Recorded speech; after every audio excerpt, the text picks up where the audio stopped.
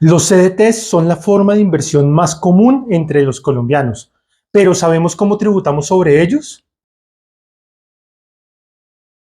Cuando yo decido abrir un CDT, lo que estoy haciendo es prestándole unos recursos a la entidad financiera y la entidad financiera me los devuelve con un interés. Y ese interés es un ingreso para mí.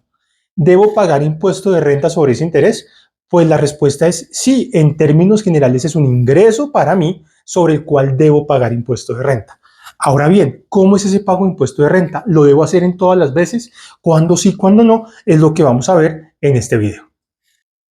Para entender la situación la vamos a ver en dos partes. La primera, los términos generales, cómo sería la tributación de manera general, y la segunda, utilizando el beneficio tributario del componente inflacionario. Vamos a ver estos dos pedazos, con lo cual creo que nos queda muchísimo más claro la tributación para personas naturales que no llevan contabilidad de estos instrumentos de inversión. Cuando hablamos de la tributación de manera general, entonces lo que tenemos que primero entender es que tenemos una tributación a una tarifa progresiva y marginal que va del 0 al 39%. Aquí pueden ver las diferentes tarifas. Estas tarifas son progresivas y marginales, por lo cual dependerá del monto de los ingresos globales de la persona mirar en qué grado o en qué tarifa termina cayendo el ingreso. En ese sentido, ¿qué termina pasando? Digamos, tomemos un 33% como la tarifa sobre la cual vamos a tomar la base para hacer el cálculo. Tenemos un CDT de 100 millones y resulta que nos dan una rentabilidad del 10%. Al final del periodo, ¿cuánto nos pagaron? 10 millones.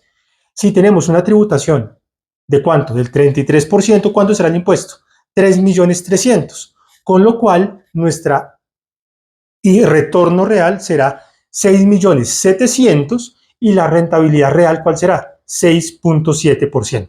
Pero esta es la tributación general. Ahora, ¿qué nos falta ver? El beneficio tributario. Ahora bien, resulta que las personas naturales no obligadas a llevar contabilidad tenemos un gran beneficio tributario, que es el componente inflacionario que también aplica CDTs. ¿En qué consiste? En que sobre la rentabilidad vamos a restar un porcentaje y ese porcentaje hace que al final del día el ingreso gravable sea menor y sobre ese ingreso gravable menor calculamos el impuesto, con lo que naturalmente ¿qué termina pasando? Nuestro impuesto va a ser menor. El porcentaje depende de las cifras macroeconómicas. En el año 2021 y 2022 fue el 100%, en el año 2023 fue el 66.71%. Entonces, volvamos al ejemplo. Resulta que tenemos la rentabilidad del CDT de 10 millones. Ya no procedemos a calcular el 33% de tarifa de renta sobre los 10 millones, sino que antes le restamos el componente inflacionario. Tenemos 10 millones, le restamos 66.71%, con lo cual nos da más o menos 3.300.000. Sobre esos 3.300.000 calculamos el 33% y ahora tenemos un impuesto más o menos de 1.000.000 de pesos.